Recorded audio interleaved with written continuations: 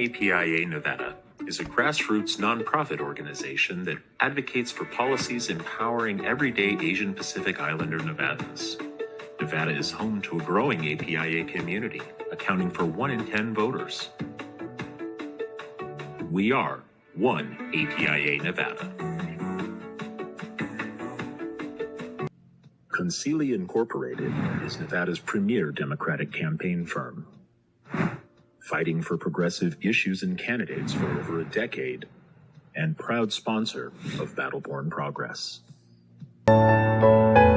This episode of Out in Front brought to you by Concili Inc., Nevada State Education Association, One APIA Nevada, Silver State Voices, and Stefan and Marta Schmidt, as well as our episode sponsors, Save Lives Nevada and Washoe Education Association.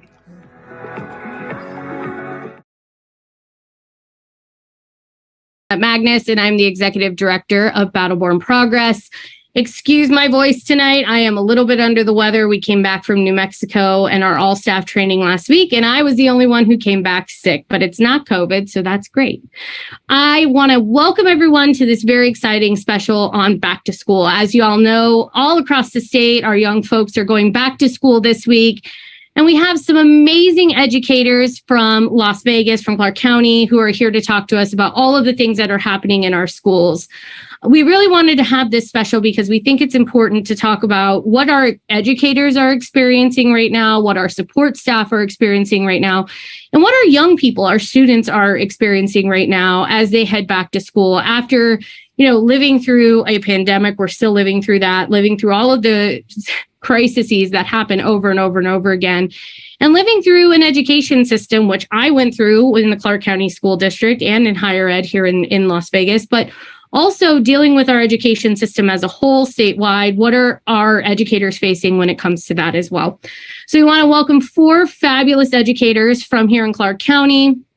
The first one needs no introduction. She actually used to be on this show all the time. She's one of our former fabulous staff members and one of my favorite people, Deja Wargo Cole. She is now a teacher in the Clark County School District. I also want to welcome my dear friend, Ryan Froltz. He is an educator here in Clark County as well. Jamie, who is a returning guest of the show, Jamie Tedrinsky. I think I got that right this time. They are an amazing educator. You probably have seen them at all of the Clark County School District meetings. And so they are joining us tonight to talk about their experience and all of the good work they are doing. And then last but certainly not least, one of my dear friends, Vicki Kreidel, who is also a teacher as well. So I want to welcome you all. I want to thank you all for joining us. Deja, I'm going to start with you. Talk to us what it's been like transitioning from activism and the work you used to do here with us into the education system and what you're seeing as a teacher right now. Sure. Hi, everyone. I'm so excited to be back. I have missed this. I didn't realize how much I missed this. So transitioning from the life of chaos of activism into a life of chaos of education was actually pretty seamless. The only thing is you add 30 more kids and you knock down some of the verbiage to their level. And I think that in my own way, I am still organizing because every day that I step into the classroom, I do my best to try to bring social justice issues and real world happenings into my room. So everything that I teach my kids is through a lens of everything that I learned at Battleborn Progress and through, the time that I was out with you all organizing. So it has been somewhat of a full circle because I'm still doing what I loved to do when I was organizing. It now just looks a little different. And I really feel like it was that foundation that I have that make me what I feel to be such a good teacher now, because I understand a lot of the issues that kids walk into my classroom facing. And I build a space where they feel welcomed and seen and heard. And I feel like had I not had that experience, these kids wouldn't get this teacher that they have. And from what I have been told by them and all my students who have come back or emailed me this year about how our classroom ran last year, it does make an impact. So what you all are doing at Battleborn Progress right now, what all of the nonprofit organizations in the progressive sphere are doing right now, that carries over, and kids are getting that information, and they know a lot more than we think. So it's been such a rewarding experience on both ends. So all of our staff is in the chat saying they love you. So just know that. I also want to say that I think our young folks are going to save us all. And I think they're the only chance that this planet and our entire democracy has left. So I'm leaving it to the young folks because they're going to bring us along, hopefully. Deja, what grades are you teaching right now? And what school do you teach? And what topics are you teaching on right now? Yeah, so I teach ELA, English Language Arts. I am an 8th grade teacher, newly 8th grade. I spent the last year and a half teaching mostly 7th, a little bit of 6th, but it's all 8th grade right now, and I teach at Sedway Middle School. Nice. All right, Jamie, I want to bring you in. Thank you for coming back to the show. Always good to have you. Jamie, what grades are you teaching right now, and at what school, and how has your activism kind of led you to where you are as an educator in the school district? Oh, wow. Okay, so I'm at Canyon Springs High School. This is my 5th year at Canyon, 8th year in Clark County, and then 11th year altogether. So I've been here for a while now. And this year I actually teach all 4 grades. I have freshmen in AP Human Geography. I've got sophomores in a class called Global Diplomacy, which is basically Model UN. So it's all dorks all day, and I love it. 11th grade, I have a class through Communities and Schools Partnership called Junior Academy. So we're helping kids who are kind of like on that fringe, like, they're close to graduation, but we're trying to get them that final push there. And then seniors, I have Medium Policy Studies. So I've got something at at all levels this year. And I think in terms of advocacy and being an advocate, I used to be so quiet. And I feel like people, like, when they hear that, they're like, nuh-uh, like, you never shut your mouth. And I'm like, but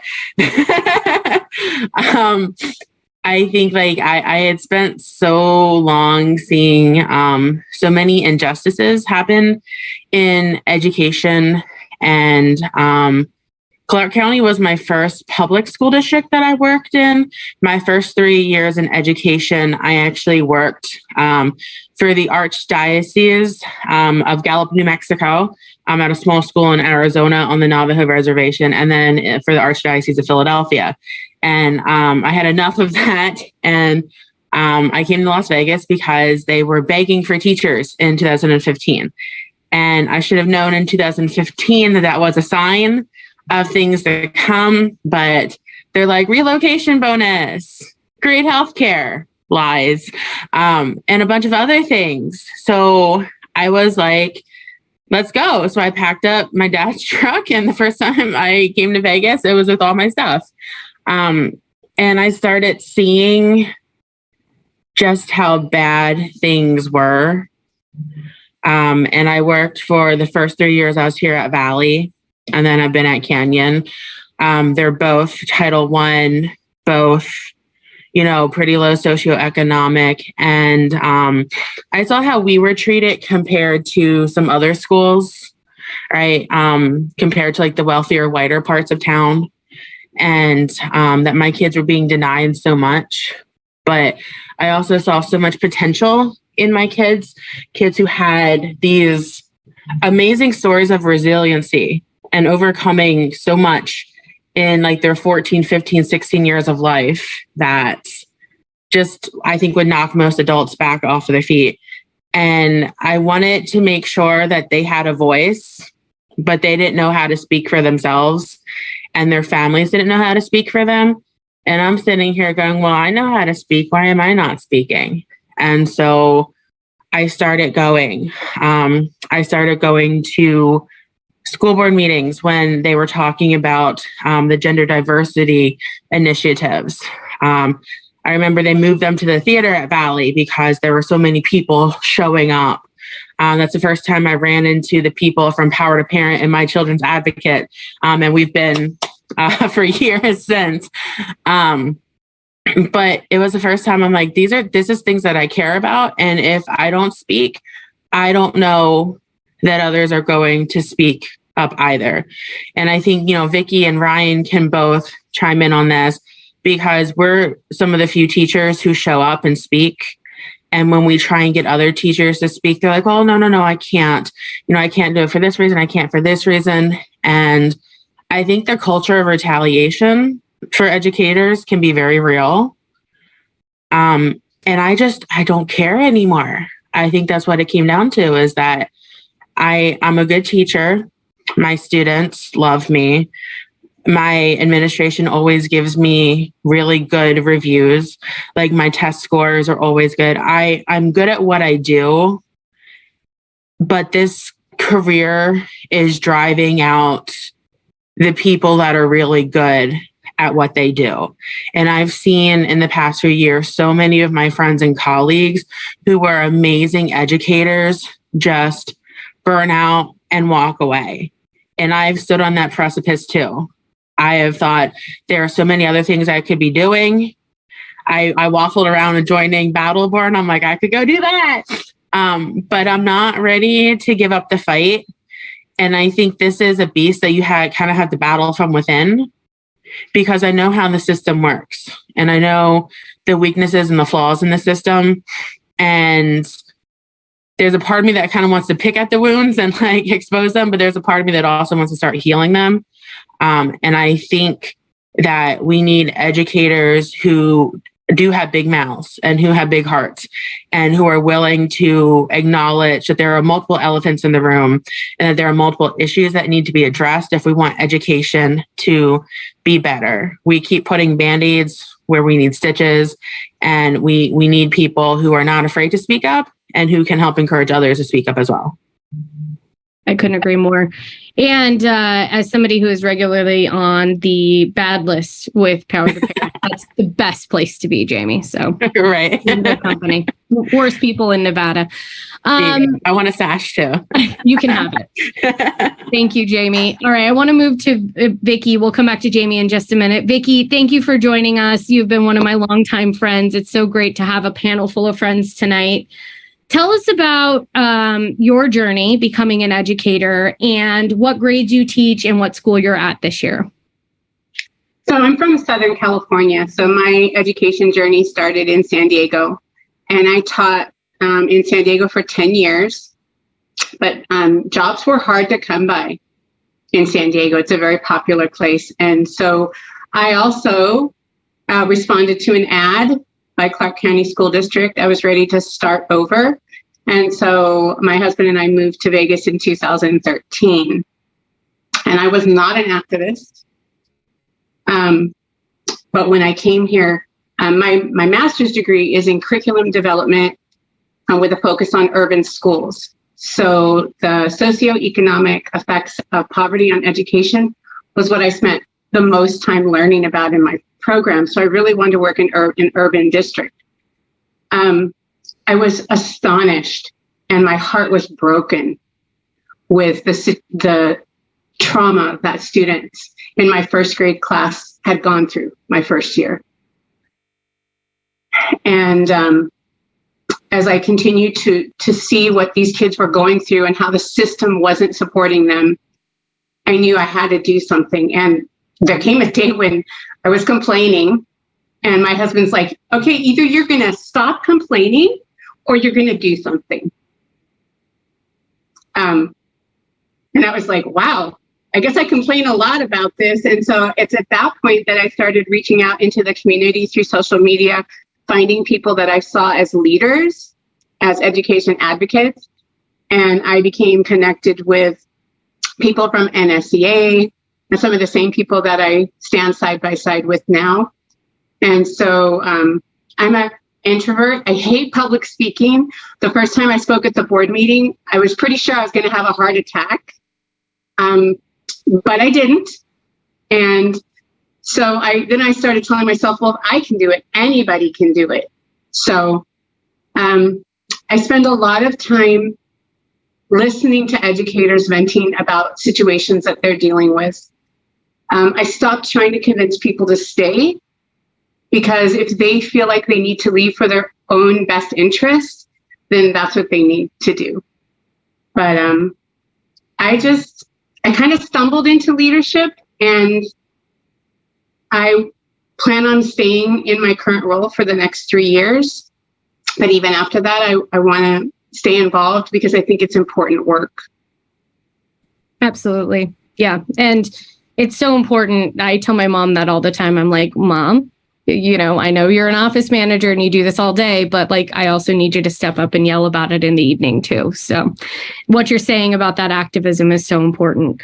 Ryan, I want to bring you in, and then we're going to kind of open it up and go around for a couple different questions. Ryan, I know you have been a teacher for many years. Education runs in your family. And tell us about your journey to becoming an educator and what you do now and what grades you teach. All right. So like you, Annette, I am a product of the Clark County School District. Graduated from Green Valley High School in 2002. I think there's only a few months difference between the two of us, even though it's like a year. You graduated one in 2003. So anyways, education was not my first choice. I went into television. I wanted to be a big shot, like TV anchor. That's what I wanted to be when I grew up. And then I kind of went through my internship, and then I kind of realized maybe that's not exactly being in front of the camera is exactly where I want to be, where your looks and everything get judged by people all the time. So I ended up being behind the scenes. I interned for John Ralston and Dana Gentry with Face to Face back in the day. And then I ended up as a producer for Fox 5 here in town. I realized it wasn't for me after my dad passed in 2008. So I decided to go back to school and get my master's in teaching. So my brother at the time, though, did Teach for America. He was a teacher and ended up becoming a principal before he sadly passed away in 2017. So I ended up getting my master's and doing my student teaching. And I started subbing in 2010 and got my full-time teaching job with CCSD in 2012. I started at Canyon Springs doing all levels of English and speech and debate. And then 2 years later, I moved over to video production. And now I spent 8 years there. I'm now in my third year at Las Vegas High School, and where I teach speech and debate, of all things, an introvert teaching public speaking, go figure, in multimedia communication. So I teach the kids about how to run social media, how to make money off of it, how to become an influencer, and not just relying on the reels all the time, and just actually how to make real money off of it, and the business aspect of it all. Thank you for that, Ryan. All right, Deja, I'm going to come back to you. So obviously, each school year, there's unique challenges that educators, our teachers face. What do you see as your biggest challenges this year? And in your, 2 years now, 3 years of teaching, what are some of the biggest challenges you face that you see kind of system-wide? Well, lack of funding is always going to be the biggest one. We simply don't have the resources we need to teach our kids the way they deserve to be taught. We do the best that we can with what we have. I cannot name a teacher that I haven't come across or that I've come across that has not said that they do put some of their own money into their classrooms. I definitely do. As far as just books, like in my classroom, I gotta get all my books and I have to order all my textbooks or else we don't necessarily get them. In the school that I'm at now, it's a new school that I've gone into. I was at a prior school last year, but I do know that the admin that we have there does try to work their best to get us the resources that we need, but sometimes just the money is not viable. So I I would say number one, lack of resources. Number two, just lack of support of teaching as a profession. People think that we are glorified babysitters. And so when I have conversations with parents and I'm constantly calling them about their child's performance, they're almost surprised that their kid gets work at school. Or just, when you see common discourse on, social media, or just when you tell people you're a teacher, it's like a 50-50 chance. So they're a very admirable position, or, oh, that's, I don't know how you do it, because that's insane. But I think at the end of the day, people know that teachers, at least for the most part, are going to do what they need to do to make sure that their kids succeed, even if it is, taking countless hours before and after school to make sure that you have lessons, or you gather resources in order for them to have an interactive education, even if it is spending all the money that you need to make sure that your kids have basic necessities like pencils. Just things like that. I think it's just, we don't have what we need to educate our kids the way that we say that we want to educate them. And that's not teachers, that's people who say that teaching is such an admirable profession and we need to fund education. But where's our money? Where's our support? Where's all these things that you say that we deserve? Why are we not prioritizing that? So it's just people expect it all to fall on teachers, and it's impossible to meet all of those needs. I can't teach my kids and fund them and, provide that socio-emotional learning that they need with nothing. And we need something. So. Absolutely. So talking about the other piece of that, and this has to do with the funding piece, right? How have staff shortages been impacting you and your colleagues this year? And what are you seeing in terms of that? I know you were talking beforehand about the numbers in your classroom, which I find horrific for a group full of eighth graders. I remember when I was in high school, they didn't have enough desks for us and we had to sit on the floor. Talk to us about how the staff shortages are impacting you and your colleagues. Where do I begin? Okay. So yeah, when I hear about, on the news, how CCSD lacks the staff that they need in order to properly teach kids, it's almost laughable because they say it oh, there's a sale going on at Target, 20% off, very nonchalantly. And I'm just sitting here with my classroom of, 43 kids, with 5 kids that have been sent to my room for behavioral things because other teachers take them out of their rooms. So now I have close to 50 kids on my prep period. I rarely ever have a prep period because I'm covering for teachers who are out. Just today, actually, I was asked to sell my prep for the rest of the year because our 7th grade, one of our 7th grade teachers is going to be leaving. So I will have another set of students in a totally different grade level. So we feel it hard because it does expedite teacher burnout. This is what the exact same thing that happened to me last year was I was teaching all 7th graders and I had to, take over a 6th grade class because that teacher left. And so it does take a physical toll because if I don't have any time to plan during my day, you have to do it at home, or you have to do it on the weekend, or you have to go in extra early to do it, or you have to teach your kids and plan what you're going to do the next day at the same time. And so you're constantly running yourself into the ground trying to keep up with all of these demands. And anybody that thinks that teaching is just standing up in front of a bunch of kids and spewing facts has it totally wrong. So you have all of these other administrative duties that you have to do on top of just never having enough people to do it or to take care of kids at any given point.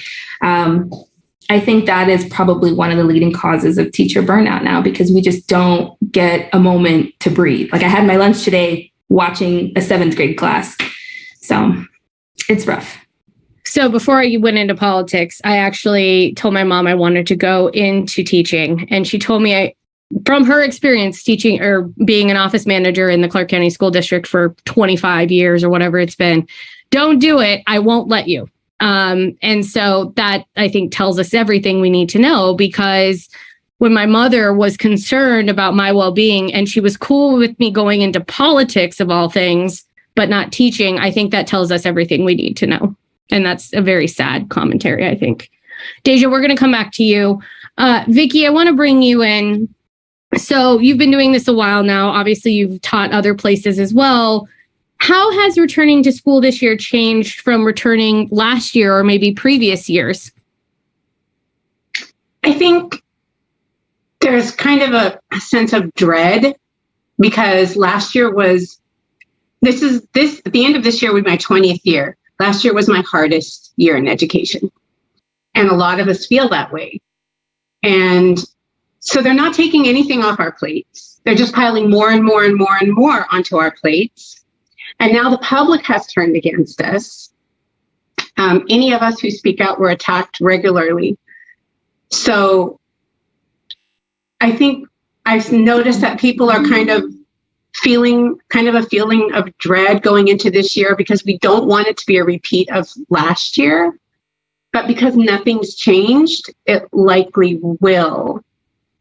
And I have colleagues who are even at this point, you've already started the year, you have your class for the year, they're still wondering if this is what they want to do and if they want to stay in education. So there's a lot of uncertainty. The shortages are impacting every single school. I work at a really good school with a wonderful administrator, but we're feeling it too. And you're running from the time you get to work until, the last minute of the contract. So it's just rough. And this is the first time in my career that I am feeling burnout. And I never thought that would happen to me. I've always loved teaching, but there's times when it's just too much. And Vicki, how do we keep educators like Deja involved and engaged and wanting to be in this profession that is so critically important when you've been at this 20 years and you're feeling burnt out, you're feeling the pressure and the pain of being a teacher? Obviously, we have Ryan and Jamie who are kind of somewhere in between that, but Deja's brand new. You've been at this a long time. I feel like we have the whole spectrum tonight. How do we keep those younger teachers, those people who have just started in this career, how do we keep them going on this path with all that's against you? I think the only thing that I've seen that helps is getting them involved in advocacy, because that's saved me from completely burning out, because I go to bed at night thinking, I know, this is a difficult fight, but I did my best today and I can sleep tonight knowing that I tried. And I think I work a lot to get educators engaged in the advocacy. It's really hard in CCSD. It's a little bit easier doing things at the state level. And so I try to convince them to go hear people speak and to come talk, when we get a chance to talk to legislators, when they can hear it from us directly, try to include as many of the teachers that are mid-career or early career. But sometimes, Annette, I don't have the answers. Like, I can't fix myself and how I feel, so I don't know how to fix everyone else. But I think the best thing I can do is say, we are all in this together. I understand what you're feeling. And let's come up with some solutions. And I think also being willing to listen to new ideas, because what we've always done in the past hasn't done anything. So what else can we do to bring change to education? Absolutely. So let's talk about your students for a second, Vicki. How are they doing? Often I am very worried about our young people because, millennials had it rough, but these generations coming behind us have it even harder. They're living through things I never thought we'd see ever in my life. And it just is constant. It's just constant bombardment of issues that these young people are dealing with. How have they been returning to school this year? And are the young folks excited? Are they happy to be back? How are they feeling? So last year when they returned, so I did a whole year of distance teaching. So for the whole year, I was in this room and teaching kids whose parents wanted them to stay home. So last year in the fall was when the first time I saw the kids. They were super excited to be back. But here's the thing I didn't realize, none of us did. The second graders who started with me last year had all of first grade at home. First grade is a really formative year. So academically, we can help them fill in the gaps. That wasn't the big issue. But social interaction, these kids didn't know how to socialize. I had kids who didn't know how to walk up to someone on the playground and ask, can I play with you? They just didn't have the social skills, and behaviors were super escalated in the elementary. I saw behaviors that I had never seen before, and it was school-wide.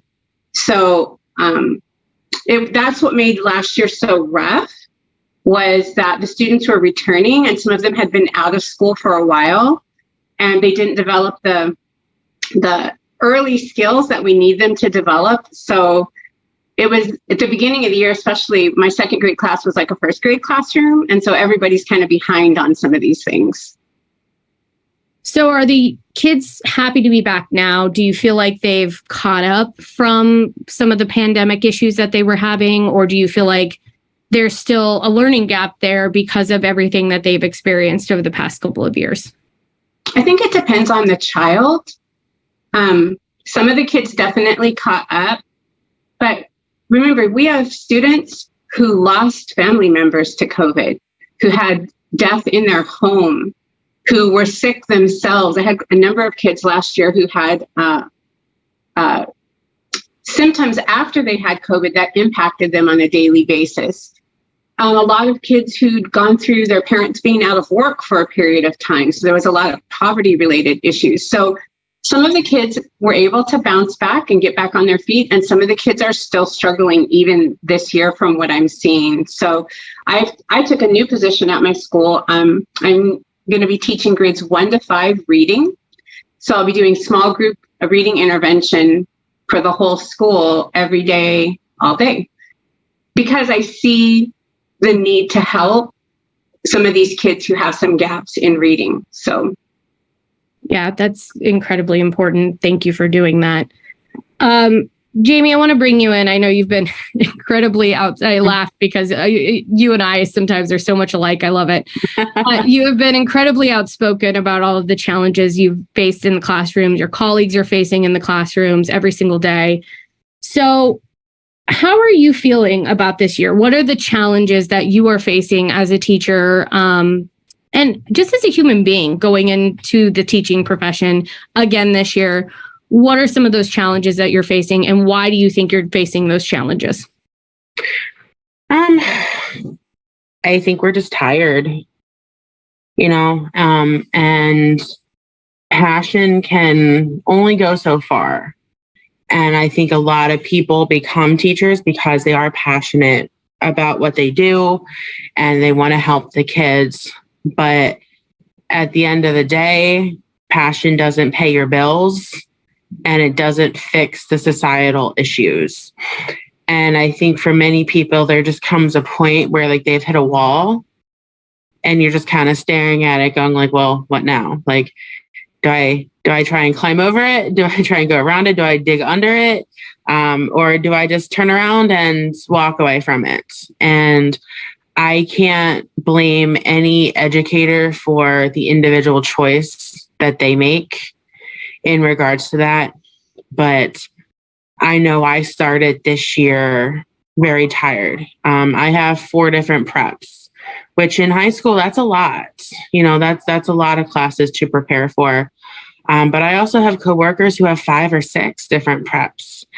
And we're responsible for, all the information getting uploaded into Canvas, all of like the contacts, and making sure that we're not teaching something that's going to get some irate parent like posting garbage on social media about us. And I think, it's not the teachers, and it's not administration. And I would say 99% of the case, it's not administration, because a lot of the stuff we're being told is trickling down, and they're just trying to keep their jobs and keep people happy. And we're just trying to keep our jobs and keep people happy, but no one is happy.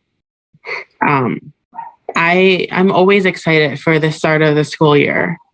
And this year I was just kind of like, okay, year 11, let's do this. And I usually teach summer school, and I usually love teaching summer school. And I was counting down the days until summer school ended this year. It was rough. The way the students were speaking, the way they were behaving, trying to contact parents, and parents being like, well, they're your problem. Like, we're in this together, homeboy. Like, those are your children. Like, you have to raise your kid. And I think having freshmen, I'm definitely seeing that there's a lot of remediation that's needed for incoming freshmen. And because where I teach, like my freshman course is a magnet course, so the kids apply to get in. So they're coming from all over the valley. And so I have kids who came from like really solid middle schools, and like they had like a plan in place for distance learning and getting kids like information and technology rollout was great. And I have kids who like come in looking like they just got dropped off by a tornado. And so it's trying to find that balance of like where the kids are at and teaching them how to be responsible teenagers. And I always say with freshmen, because I've had freshmen for 11 years, they're not really high schoolers until the second quarter, right? Those first couple of weeks, they're really trying to figure out who they are. You know, they're the smallest fish in a really big pond now, and they're trying to figure out like, okay, who do I want to be on this campus? Where am I going? I can't find the bathroom. Oh my God, where is it? Like that type of stuff. But then by the second quarter, like, okay, yeah, we're in high school. Like this is what needs to be done. We're going to do it. And that's not really happening. I was getting to the third quarter, and I'm like, you guys are not behaving the way that I need a high schooler to behave. And if their social emotional behavior is not locked down, then their academic behavior is not locked down. I was seeing, and a lot of my coworkers who have freshmen were seeing that there was very petty things that were preventing them from excelling. And even from last year to this year, I'm starting to notice a difference, because last year was a fairly uninterrupted year. I feel like my freshmen had at least one solid year of middle school, and that they'll be better prepared to become high schoolers. But last year's freshman class, they struggled. And even though we're only 2 weeks in, our sophomore teachers are still seeing that struggle. And I think especially when you had those transitional grades, like where they're transitioning like into school for the first time ever as kindergarten, or transitioning to like more academic as first graders, or going from elementary to middle or middle to high school, I think those kids really, really suffered, because there are so many changes that happen other than academic that were kind of missed out on. That it definitely changed the atmosphere of teaching. And it definitely has been a struggle to be like, these are the expectations. These are what, like, this is what you need to do. And it's definitely been frustrating to be someone, and I've always been someone who has been good at classroom management. And to have kids very blatantly disrespect you was something that was very new to me. And to feel like I couldn't handle it because there was a lot of parental pushback. That was really difficult. And I think social media is making parents a lot more bold, because they're getting a lot more misinformation a lot quicker. And I mean, in my media policy class that I teach with my seniors, like we talk about social media, like what is good about social media, what is bad about social media. We like being able to instantly connect with people, but we also run that risk of like someone starts a rumor, boom, it's out there, it's out of control.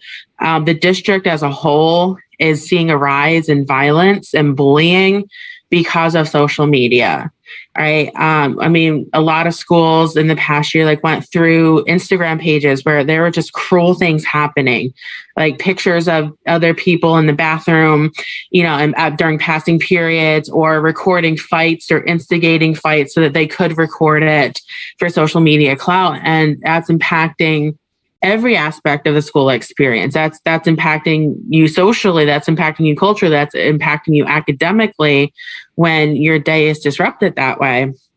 And then you saw this move from the district to say, okay, we're going to address the technology concerns. We're going to take away your phones, right? So a bunch of schools were like, we're going to Yonder pouches. It's going to be on lock. We're going to have these processes. And then parents started pushing back against it and started complaining. And now what we're seeing is Yonder is not happening in Clark County right now. And principals are starting to say, well, we need it in our schools for so many reasons. And parents are online saying, not my kid's phone, not this. I'm going to lie. I'm going to send my kid with a fake phone. I'm going to do this. And then you also have people going, oh, well, the teachers are doing it because the teachers can't indoctrinate if our kids are recording them. So the teachers want the phone. And it's like, oh my God, are you kidding me? Like, it's because like bullying is increasing. And so it becomes so much harder when you have people who are like, well, yeah, I was in a classroom 20 years ago, so I know what teachers do. And that makes it a lot harder. It makes it a lot harder when parents should be partners with their students' teachers.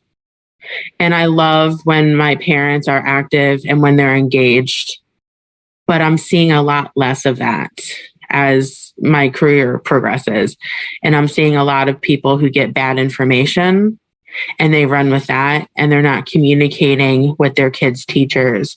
And when you don't have that communication with the school, you're starting to see like a breakdown, because I can call a parent and it's like, well, not my kid. I'm like, well, yes, your kid. And here's the evidence. And if families aren't willing to work with educators, we're definitely seeing a backslide. And I think what we're seeing happen in Clark County, there are so many extra little pieces that are happening and so many disruptors and bad actors.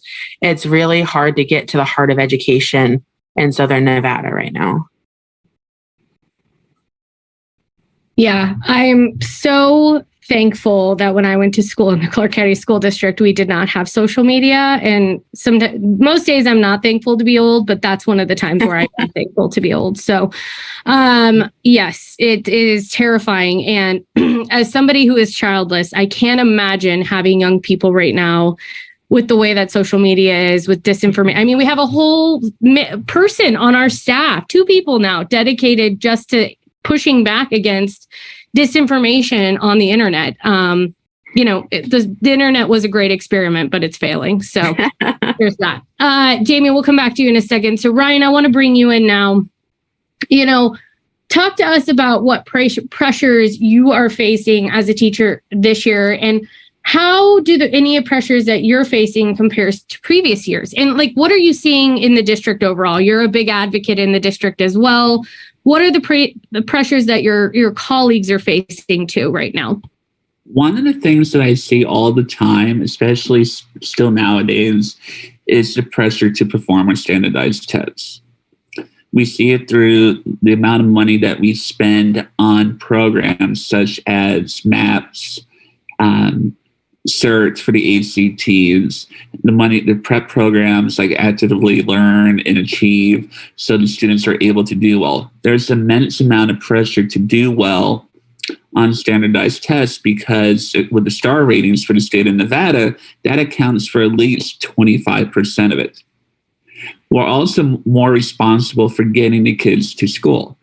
Attendance is also playing a role. We know parents drop their kids off and they imagine that they're going right to class, but we don't see that happening. I teach high school. I've had stories of kids being dropped off for school and then magically walk away.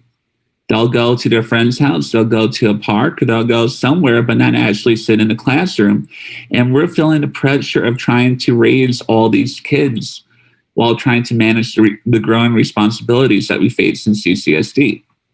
One of the interesting things that Superintendent Jara brought up in his interviews, plural, on CNN, because he was on CNN again yesterday, was the idea of working conditions and how working conditions need to improve.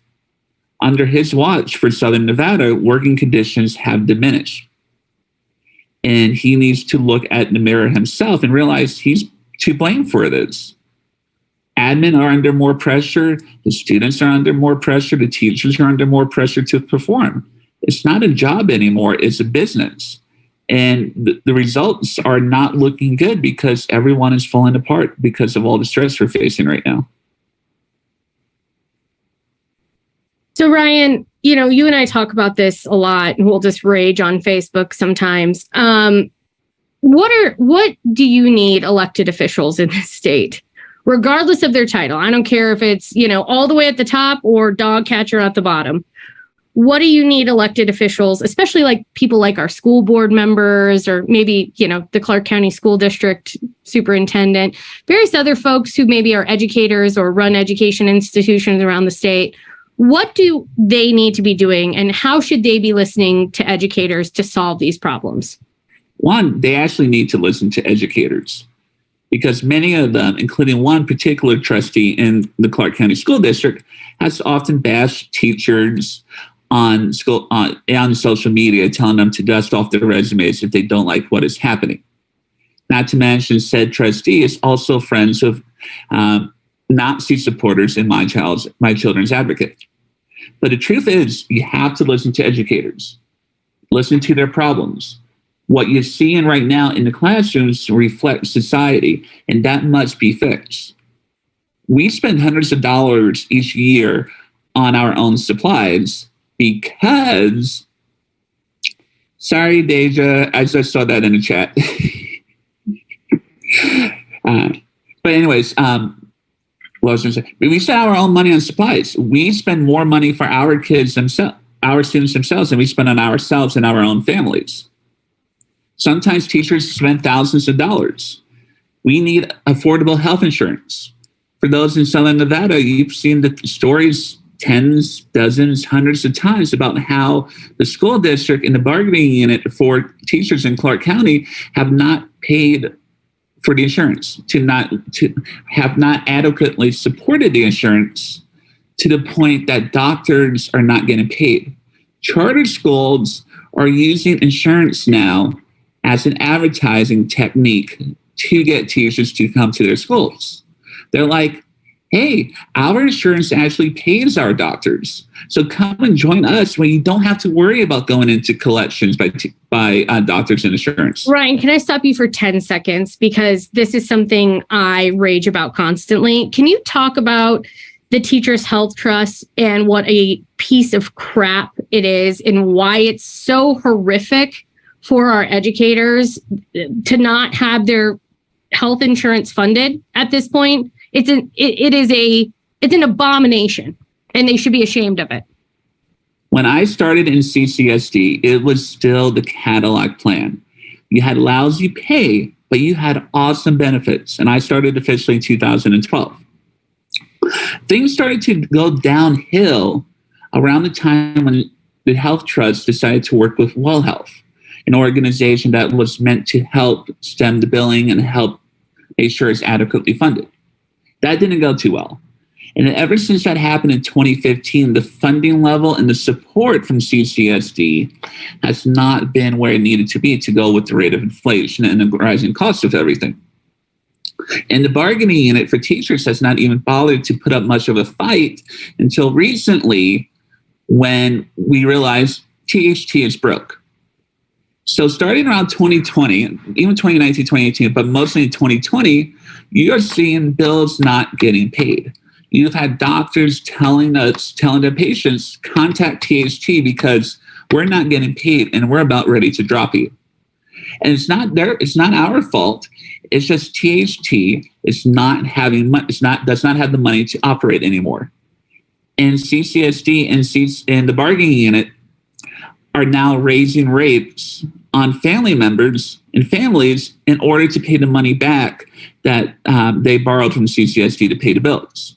We have open enrollment right now for THT, and for families of multiple children, so a spouse and like 3 or more children, you're looking at about almost $1,000 a paycheck. I mean, every month, so about $500 to $600 a paycheck, just for insurance coverage. And that's an increase of what they're paying right now, almost double. So in addition to all of the other bullshit that teachers have to deal with, you all are also not having your health insurance bills paid. Right. I had my chiropractor not be paid by the health trust for over a year. From about November 2020 to about November 2021, she was not paid at all by the health trust. And going into 2022, she was about ready to start charging us like until she can get paid, because she is a small business. She's not like part of a corporation, and she was going broke because the health trust was not paying the bills. And many doctors have stopped taking new patients with the health trust because the trust is not there anymore.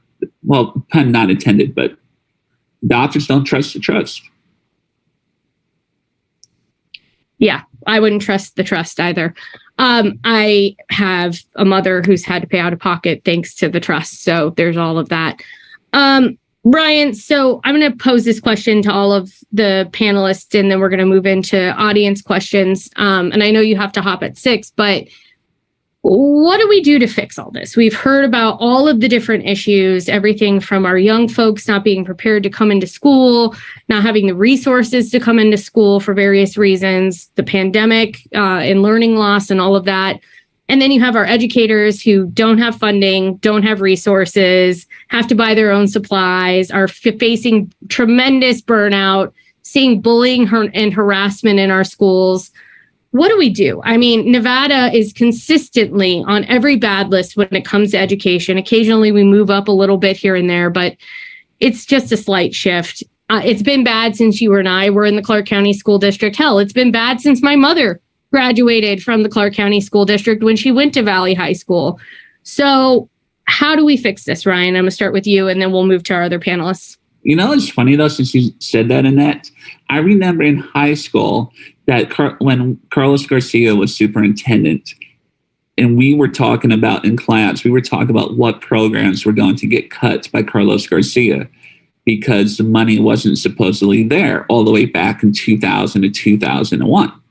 So we know the money's been an issue. CCSD has admitted for the longest time that 90% of the salary, the cost of the money that they get is for salary. So there's money for nothing else because Nevada does not support education at all. Think about this too. CCSD just recently announced that the starting salary was going to increase for people on the bottom end and for newcomers. However, that didn't affect the veteran teachers at all. So veteran teachers saw their newcomers make the same amount of money as them. So we can have a first-year teacher in CCSD make the same amount as a 7th or 8th-year teacher. Not to mention that teachers from other districts across the state and across the country can come and CCSD will match their salary. There are teachers on the list of new hired teachers for the school board meeting coming up next week that are going to make $100,000 this school year because CCSD matched their salary. And I'm working 3 jobs to make sure I have enough money to support myself and my mom. So that's issue number 1. The pay needs to go up. 2, teachers need to be respected. We know the legislature considers teachers as a support group. Like, they don't honor them. We have Brittany Miller, we have Selena Torres, we have Natha Anderson. Hopefully we'll have Selena LaRue in the legislature. But those 4 need to be honored for what they're doing, the commitment that they're making, and they need to be trusted by their fellow legislators and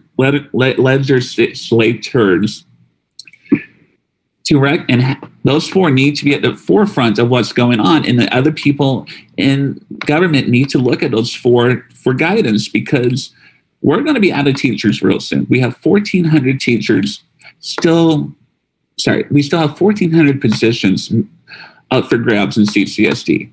There are rumors that the long-term subs are not part of that 1,400. And if that is true, we are looking at openings of probably about 1,600 to 1,700 openings right now, at least. Probably even close to 2,000 in the grand scheme of things. And the reflection of society, CCSD is a reflection of Southern Nevada. So if CCSD is not working, then the society in Southern Nevada is not working, because how can we look at ourselves in the mirror and say we're doing everything we can to support education in this state when we know we're not? Right. And my thing is how do you say that? Yes, we're the biggest county, but we know things are bad in Washoe County. We also know things are bad in the rural counties, and we should not be taking resources away from kids in the rural counties to pay for things here in Clark County. And that's what we did that's exactly what we did with the funding formula. And it just seems like Senator Dennis and Senator Woodhouse, when they did that, weren't paying attention to the impact that it was going to have on everyone. They're like, oh, we made out Clark County magically better, therefore everything is done and over with. But yet, NSEA is pushing for the 20% increase. We'll see what happens come the elections to see if that's even a possibility come 2023. But something needs to be done, because right now we're putting Band-Aids on the flesh wound and it's not sticking. So therefore the wound is about to come off yet again. Thank you for that, Ryan. And like I said, if you've got to hop at 6, no problem. Vicki, I want to bring you in. Same question for you. What do we do? How do we fix this for our educators, our support staff, our bus drivers, who I know are facing tremendous shortages right now too, and our kids, our young people who are going to school every day? How do we fix this for Nevada? You know, I work a lot with NEA National, and I go to a lot of trainings with them. And I've heard of a lot of ideas thrown around. But a few years ago, I started hearing about states like New Mexico who were doing statewide push to raise teacher salaries and to increase funding to education. And that's why I do believe that NSEA's Time for 20 push is a really good idea. 20% increase to all educators in the entire state. So we're not leaving out anybody in the north or any of the smaller rural counties. A $20 minimum pay for all support staff, which are so underpaid in Clark County, and I know in other districts in the state. And also it includes a cap of 20 students on all core subject classes, because classroom size is ridiculously out of control, especially at your neighborhood schools. I've been in a classroom of first graders with 27 first graders, and I'm in there by myself in this small classroom. And it's so difficult to be effective and to help these students, progress in their learning when it's so many students. So I do think there's merit to the Time for 20 push that NSEA is doing. But I also think we need to think outside the box. We shouldn't be doing things the way we've always done them just because that's how it's done. We need to start thinking of some new ideas, because we're trying to educate students to go out into the world of the future.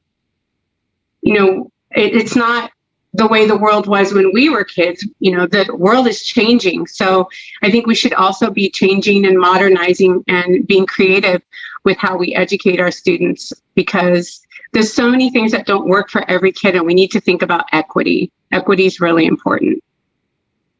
Absolutely. Thank you for that, Vicki.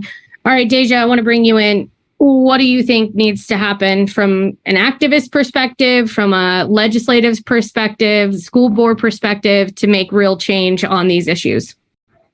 Where do I start? I think that in the grand scheme of things, people are indifferent. And I think as a society, we just become indifferent about the way the world is. And we don't think that we can solve or begin to solve a lot of these complex issues that we're seeing within our society, within schools. I don't think that many people, or most people, really think about how the foundation of who you are as a person was at least partly created in a school.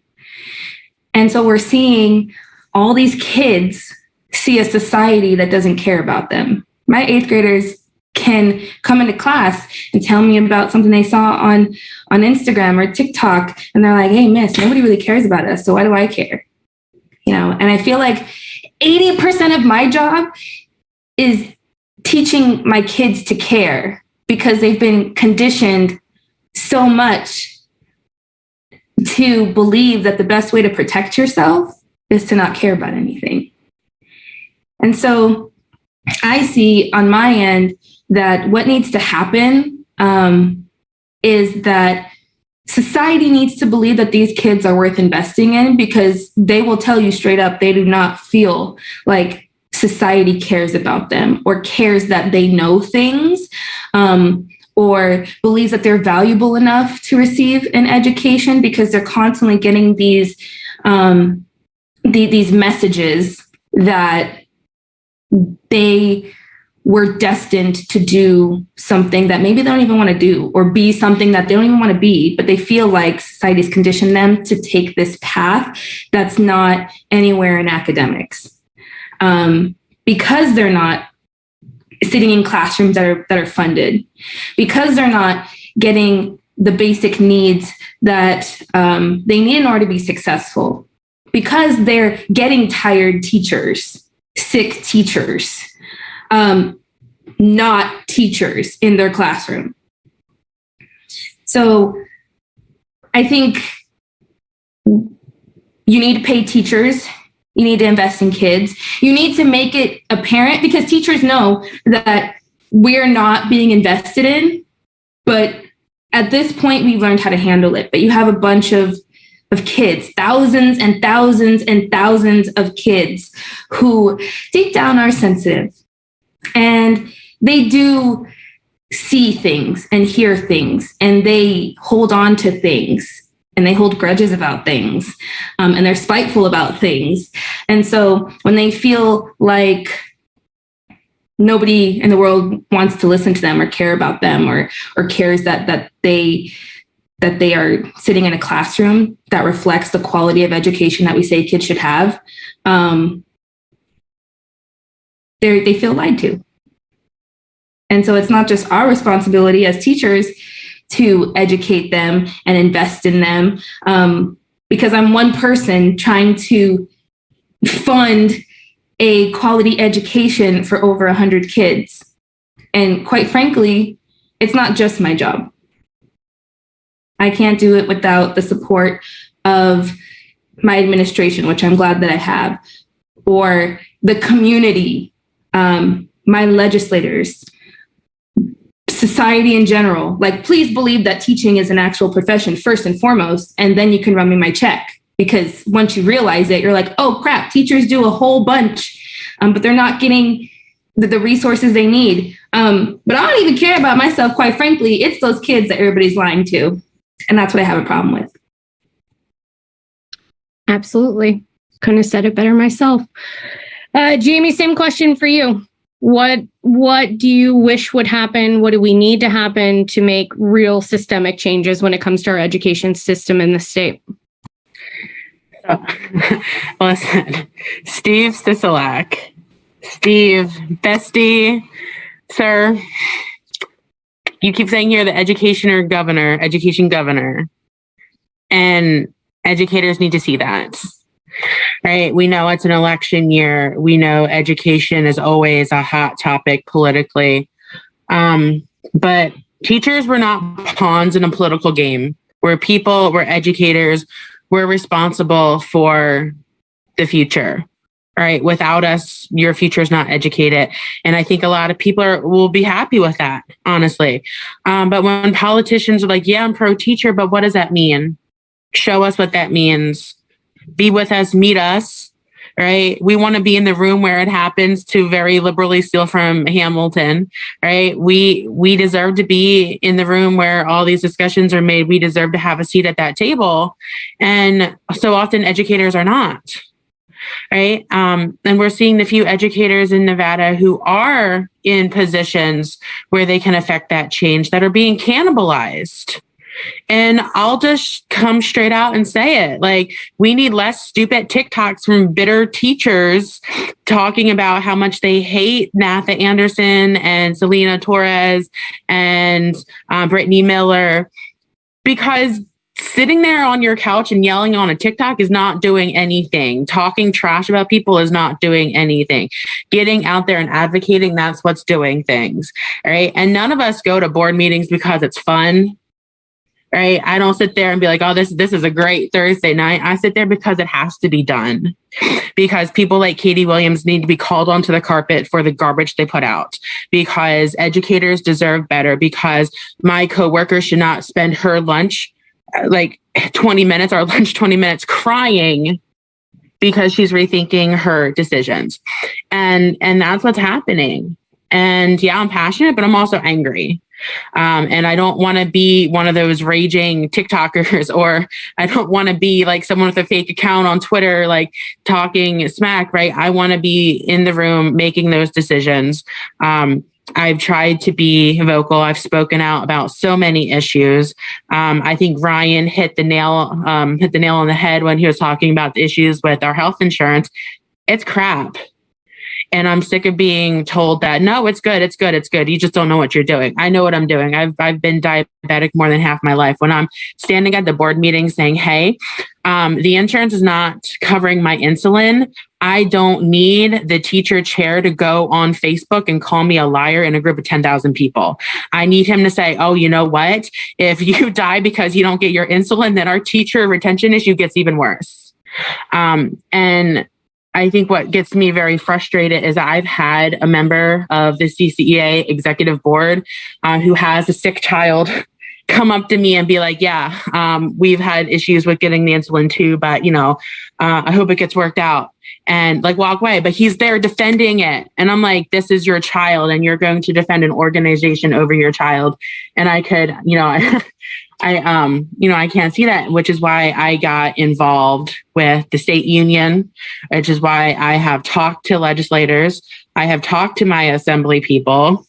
I had Maggie Carlson. I'm really sad that she's termed out, and I also got redistricted, so she wouldn't have been my person anyway. But Maggie was super responsive. James Orenshaw is my senator. He's very responsive. I make sure people know who I am. They might not know like me, but they're going to know who I am. And I encourage others to get to know their politicians. Hold on, there's a cat chewing on my, hold on. Sorry, she was chewing on my cord. So here's Avalon. Avalon says time for 20 as well. But what Vicki was saying, the time for 20 for educators, I think that also needs to happen. But I think educators, you need to speak up. When there's only a few voices, it's really easy to drown us out. When you make your voices a choir, like I've said before, it's harder to ignore us. And I think teachers, because this is such a passion-driven profession, it's so easy for us to kind of roll over and take it. And I'm sick of rolling over. Like, my boxing gloves are on. I want to talk to our politicians, right? I want to talk to Joe Lombardo and ask him why he is peddling this nonsense that teachers are teaching CRT, because we're not. Right? I'm not teaching the gay agenda in my classroom. I might joke about it, but I'm not teaching the gay agenda. We have people showing up at county commission meetings and legislative meetings and school boards saying that we're building abortion clinics on our school campuses. We can't fully fund a science department. We're not building abortion clinics. Like, is that like our new trade class? Like, what are we doing? Like, that's not, you know what I mean? So we need to stop the rumors and the negativity, because teaching should not be something that people are desperate to get out of. Jamie, I don't know if I answered the question fully. I'm sorry. Listen, I got on a soapbox. Avalon was eating my cord. I'm not even gonna say anything because yes. All of those things. I will tell you though, fan favorite KK Katie is over in our chat right now, blowing it up on Twitter. So just wanted you to know, fan favorites over there. I blocked her because she's a waste of my time, because we're always down to be honest. Racist, so here we are. Okay, so I'm gonna go to a couple of questions from the audience really quickly. If y'all have to hop, no problem. The first question, anybody can hop in and do this. How do you teach about the insurrection, which is real, by the way? January 6th is a real thing that happened, everyone who's watching. KKKD, if you're watching, January 6th is real insurrection. And how do you teach about white supremacy generally? Because obviously these are critical things we need to be talking about. We're, what Jamie just said, we're not teaching all those other things, but how do you talk about that stuff in a classroom? Because I'm assuming it comes up. I'll go first since I have to be the first one to hop. But after the insurrection, we actually talked about it in my speech class. And I teach at a majority minority school. And one of the things that the kids, I just listened to them. I brought it up. I asked them how they felt and what they saw, and I just listened. And most of them realized it was about race. Like most of the people that were there on January 6th are white. And they feel like just a driven in society, like how society is trying to drive them away and not make them feel as a valid member of society. And you have to listen to them. Like it's the tough things, and you have to teach them that white supremacy is real. You can't deny the history of it. You can't deny how life was in the early 1900s. You just can't whitewash that. You can't say slavery was the relocation of people when we realized how abusive we were as a country. We have to realize that Thomas Jefferson had slaves, that most of the founding fathers have slaves. You can't deny that. So you have to realize our history is not as patriotic and ho-hum American as we want it to be. And you have to realize there are bad things that have happened in the country. And we have to teach it we have to teach the truth. We can't just whitewash everything. And the kids know when we're whitewashing and when we're just trying to erase all the bad things. So they know the truth. The kids know. The kids can figure things out. That's something that we don't believe a lot. Let's say the kids are addicted to their phones, that they're on Instagram and TikTok all the time. But they're pretty smart. They can figure things out, especially the emotions of the teachers and the emotions of each other as well. Ryan, before you hop, I have one other question from Will.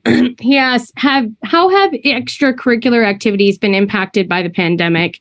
He knows you're a debate coach, which is the activity that literally saved his life. So what have we seen on that front? So during COVID, when we had the year of online learning, they were decimated. It was totally decimated, all clubs. So pretty much last year was the rebuilding year for a lot of programs, just trying to get back into the swing of things. Some programs folded just because all the members, even though they try to have club meetings online, the kids were taking care of relatives. They were taking care of family friends. They were working. A lot of kids in middle and high school had to support their families in one way or another through jobs or taking care of the families while their parents are working 2 or 3 jobs. But now that we're getting back into the normalcy of life before COVID, whatever normal is now, is coming back slowly but surely. Sports were a big thing during COVID. A lot of people complained because sports were being canceled, but yet they didn't complain about clubs or activities being canceled. They were more concerned about sports.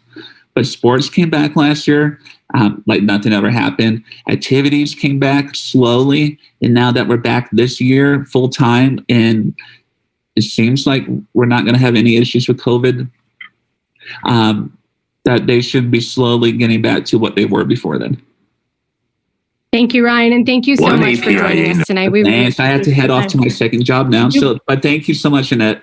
Goddess bless. All right, Vicki, I want to get a question for you. Shelby asks, there are teachers in the public school system that care so much about our kids. Why do these voucher crazies, why are they trying harder to defund our schools? And I think that's really important, talking about the Betsy DeVosses of the world, the Koch brothers of the world, who are constantly trying to defund our public education system in this country. So the push that we've seen here in Clark County, I mean, it was happening before, but where we had people showing up to testify at board meetings and stuff like that, that's happening all over the country. I got a call from a union president in Tennessee, and they have, I think they're called Moms for Liberty or something there. And it's almost identical to the things they're saying in our board meeting. Like 1 week it'll be all of them are teaching CRT, and the next week they'll be going on about LGBTQIA students or transgender issues, or another week they'll be talking about masking and how the kids are oxygen deprived. So the narrative that we were hearing is happening everywhere across the United States. It's not just here. And we have been told that there are some of these groups that are getting funded by people like the Heritage Foundation and other foundations. They're actually providing funding. And so it is, the voucher push is affecting all of us because they want privatization. That's the goal. What's really hurtful is when you see people that with their position should be advocating for our students that are actually doing things to help the privatization efforts. And so I think that's what's really disheartening among the educators that I talk to. It's that they don't know who to trust anymore. Who is really doing this for the kids, or who is doing this to try to destroy public education? So that's tough. But I just look at their efforts and I know what their agenda is. And so I don't necessarily take it personally, but because we're all the enemy because we work in public education. Like until you've walked into a board meeting with someone on a megaphone identifying you as a pedophile and a groomer, you haven't lived. So that's what we're dealing with in Clark County. Yeah, which is horrifying. Staying on this topic of disinformation, though, Deja, I want to bring you in. I know you worked on this a lot when you were with us. Obviously, you're seeing this still probably as a teacher. Ignacio asks, disinformation is making teachers' work so much more difficult. How are you handling disinformation in the classroom or outside of the classroom in your everyday life? We have a whole 2-week boot camp in my class about disinformation and understanding that just because we are reading information that might make us uncomfortable doesn't mean it's wrong. And just because we read information that we have heard our parents talk about does not necessarily mean that that information is correct. So we really work hard in my class to not only learn how to evaluate sources, like the very technical aspect of tackling disinformation, but also humanizing experiences, because I feel like that is a huge problem that we face as a society, is we don't humanize other people outside of our own experience. And so we generate this this propaganda. And I'm talking about a certain group of people, but we generate propaganda that is solely designed to condition society to believe things about other people, about initiatives, about the ways that can actually save our society, condition them to believe that they are somehow wrong.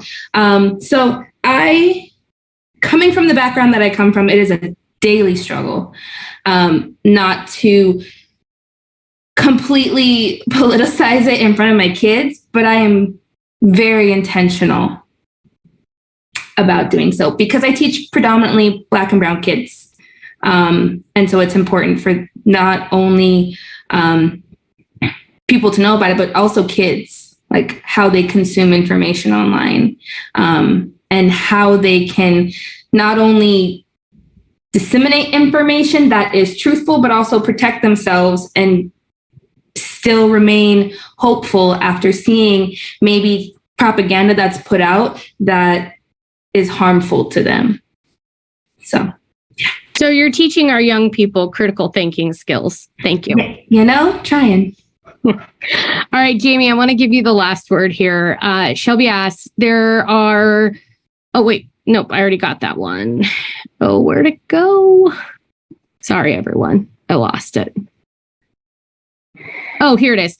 Does the rise of misogynist, sexist, hate-filled, racist podcasts, videos, etc., worry you at your high school? And what are you seeing when it comes to not just kids being bullied, but also teachers, educators, support staff being bullied as well? Definitely have been through that one. I think for me, my kids are very in tune to the world around them. They are immersed in technology. They were practically born with a smartphone in their hand at this point. My freshmen were born in 2008, which is the year I graduated high school, and that doesn't feel real yet. Like, I'm like, oh my God, how are you like functional people? But they are, and they're online and they see. And I feel like people don't believe me when I say that our kids are watching. Our kids are watching, they're paying attention. Our kids' parents are watching, they're paying attention, and they see what's happening. And I have had those people with the megaphones on the sidewalk. I had my former principal actually call me into his office one day, and he's like, listen, I know I can't stop you. It's your decision. It's off contract, but I would prefer if you don't go to the board meeting tonight because I'm worried about you. And like, he wasn't worried that like, I'm going to be down a teacher. He was worried that I was going to be hurt. And I'm like, wow, like people really are paying attention and are listening. And it is really disheartening. It is frustrating to hear rumors about yourself and to hear things shouted about you. I've been called queer slurs before. I'm non-binary. I'm open about that. I use they, them pronouns. It took me a really long time to be comfortable with that aspect of myself. And there are some days where I'm still not. But me being just open with my identity, I think it is a good thing for students to see because they know that it's okay to be different. And the only thing they know about my life in terms of that is that I use MX instead of Miss or Mister, and that my pronouns are they, them. That's all they know about my life. That's all they know about my sexuality. And then when you hear people at these board meetings or at these legislative meetings saying that we're grooming and we're indoctrinating and we're doing all this stuff, well, it's not true. And at the end of the day, I know it's not true. The people who know me know it's not true. They can investigate me till the cows come home because they're not going to find anything. But it does get really frustrating to hear week after week after week, and to have a school board member who endorses it and who takes photos with people who have neo-Nazi imagery on their social medias and who are proud of that. Like, Nazis don't deserve to have teeth. I'm sorry, they don't. But you're going to come to a school board meeting and say, oh, you're queer, you must be indoctrinating. I got accused of taking kids to Disneyland to steal the water from Nevada for California and have sex. I waited for 2 hours in line for Space Mountain. That's what I did in Disneyland. But then if you look into the background of those people and kind of like what's there in their background, I'm like, listen, you're throwing a lot of shade for someone who's got a whole cemetery in your closet. And so it gets really frustrating. And it's certainly part of the reason why people don't speak up, because they know that they'll be a target. I wasn't a target until just maybe the past 2-3 years when I started getting a lot more vocal about things. But if I'm the target and it's not my kids, then I'm okay with that. And Canyon kids are fierce. I love Canyon. I am loyal to the soil for my Canyon kids, and they know that. And I think one of the funniest things is not funny, but like not funny like in a haha, but like a funny is like, oh my goodness, you pay attention, you care. My kids saw the live stream that my children's advocate put out where they released my name, where I work, all this detail, and they said they were going to show up. So I am texting my principal saying, hey, just so you know, and he is texting our CCSD police officer saying, hey, we might need extra security. And my kids are coming into school the Friday morning after saying, let them show up. We'll handle them. And I'm like, you're going to go to algebra, my friend. You're going to go to algebra. That's what you're going to do. But I appreciate that. And the kids see that. And our students are not stupid by a long shot. When I was at the legislative education meeting, was it 2 weeks ago, the other week? People kept going up and talking about, we're failing, we suck, we're failing. Yeah, Nevada is bottom of the barrel for education. And that's not the fault of our kids. And I hate that we assign failing to our students. We are being failed as a society because we do not value education in this state. We do not fund it. We do not put the money where it belongs. We do not fund our future. And that's what we need to be doing. But they're looking at the school saying they're failures, and the kids are hearing that, and the kids are thinking they're failures, and they are not. Our kids are not failures. Our kids are humans who are struggling with complex emotions and hormones and adolescence and growing up in very turbulent times. They're not failures. The people who are failures are the people who stand out with megaphones and shout hatred, right? They're the ones who would call a 14-year-old student who comes to speak to a board meeting a gay slur because they know it's going to hurt her. Or the failures are the people who follow us to our vehicles, who follow us to the bathrooms and scream that we shouldn't be alive because we're queer. Those are the failures of society, not our kids, not our teachers. We need to fund education because our kids are sitting there hearing this stuff about them that is not true. Our teachers are sitting there hearing stuff about them that is not true, right? And yeah, it sucks that we are 49th in education. We need to fix that. But we cannot put that on the kids. And that's what a lot of people who are saying, oh, school choice this and school choice that. Y'all don't know what school choice is. Y'all don't know what it is. It's a hashtag for you on Twitter. You think you know what it is. You think because some conservative talking head retweets it that, it's the end all be all. It's not. We need to fund our kids. We need to fund our teachers. We need to fund our future. And until we start doing that, yes, Nevada is going to remain a failing state in education, but our kids are not going to be failures. Couldn't have said it better myself. What a perfect way to wrap up this evening. I want to, and also just a note on that, there are lots of people who I know, myself included, my mother included, Deja, Maria on our team, Will on our team, so many other people on our team who are products of the Clark County School District who are doing just fine and stayed in this community because we wanted to make it better and we wanted to see things thrive here. And so maybe I can't do math very well, but I can raise my voice and use my voice. And that is thanks to the Clark County School District. So listen, Clark County School District has just done just fine by so many of us. And the young folks in this school or in the state, all across the state, they're going to save us one day. And I'm very excited about their future. So yes, our state can do better. Our elected officials can do better. They should do better by our young people, by our teachers, by our educators, by our support staff, all of the people that work in our schools. But it is not our young people's fault and it's not their fault either. So thank you for that, Jamie.